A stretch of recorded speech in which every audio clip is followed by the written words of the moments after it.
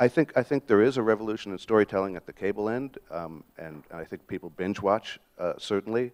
But I also see young people even who will binge watch sometimes, but they also feel a bit of fatigue from following so many characters all the time, so many storylines, and they'll still go for a show like Criminal Minds or NCIS or something like that, where you can just dip in and dip out and get some entertainment.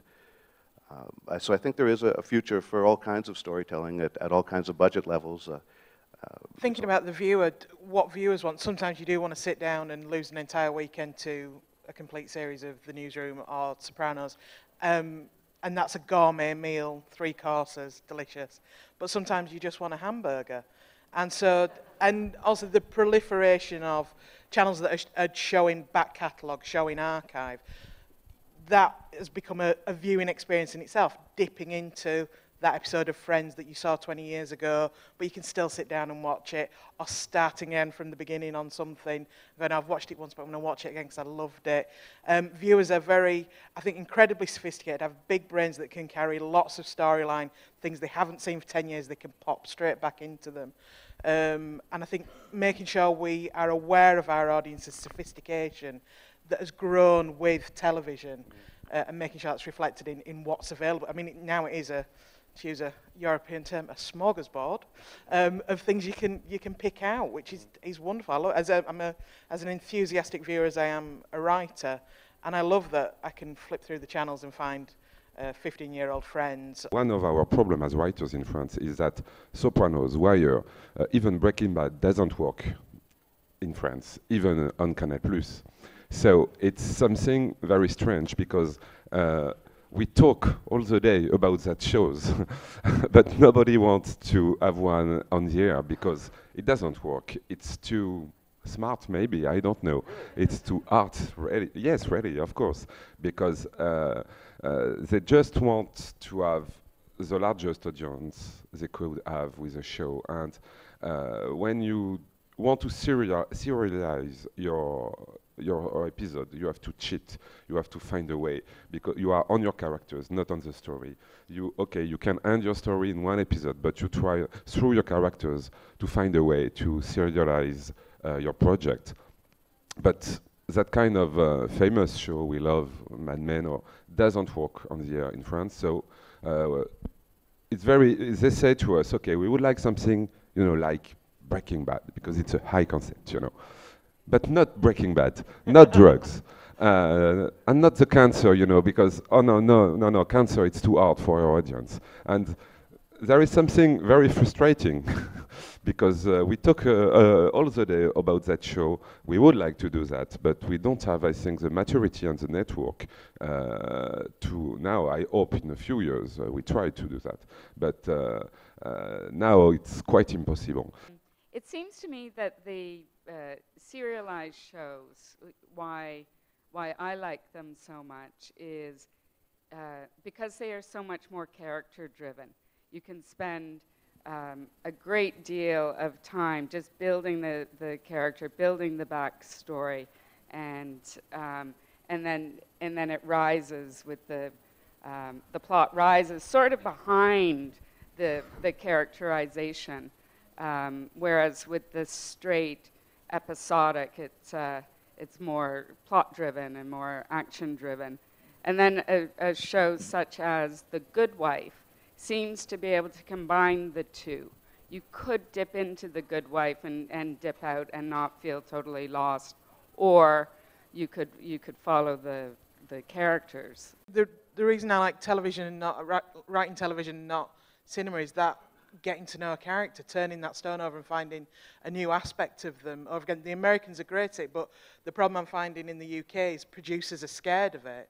And I think bearing in mind that producers in the UK tend not to be writers, and they want drama. They're scared, particularly if it's a commercial channel with adverts in, they're scared that if something's not happening all the time, that the audience are going to switch over, they're going to flick over to the other 400 channels they have available to them.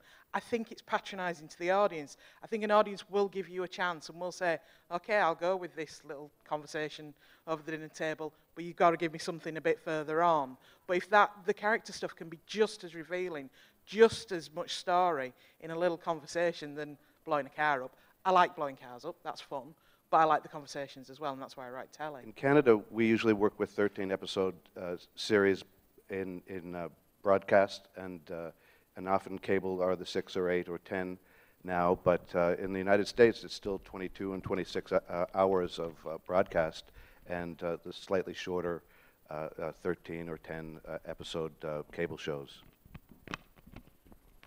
Because the UK tends not to use the writer's room system, it tends to be an authored piece and just one writer. Our series tend to be quite short, sort of 6 things, except for Downton Abbey, which seems to be always on, and written by one man apparently.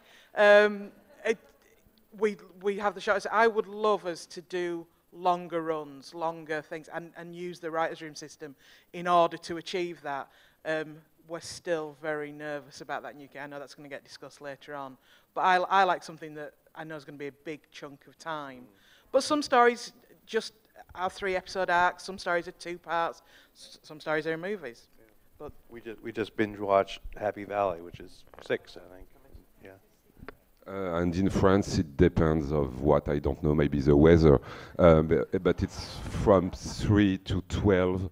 I think it's out of necessity that shows like American Horror Story that has like a closed 10-episode storyline, and then you just go somewhere else for the next Right. the next season.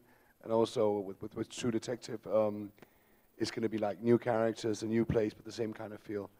I think that's kind of part of the future in the sense that then you can really do something else with a story that we're not used to in the 60-minute format, which is you can kill character off, for one thing.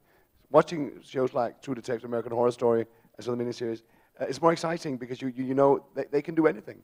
And it's because, I mean, everybody's seen so much TV and everybody's been so good at like, you know, decoding whatever symbols, just like understanding visual stories. So we need stuff like that now where something new can happen.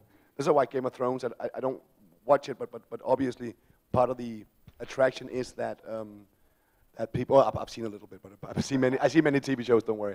No, but part of the attraction is obviously that anytime anybody can get killed, and we're not used to that for watching our old shows. So I think like the formats are dictated by an audience, a clever audience needing to be entertained. And now it's just not enough that we have like 22 episodes where all the characters exist. Does that make sense? That's kind of... Again, I think it comes down to our audiences, again, are so smart. They know that if a couple have an argument at the top of an episode, they're going to be snogging, kissing by the end. Sorry, British phrase there. But Game of Thrones is a game changer. It raised the stakes because, you know, Sean Bean, spoiler alert, someone can get killed at the end of the first series that you weren't expecting. And you're right, those close things, True Detective, you genuinely didn't know it was going to happen. I think that's great. I think that's right, it's taking control back. I think we're also talking about the business of show business, and that a lot of the opportunities one will have are on shows that are episodic. I think that will continue to be a viable place for us to sell scripts and to do our work for years to come. I think there will always be an audience for that simpler fare that the people will not want to engage with as fully.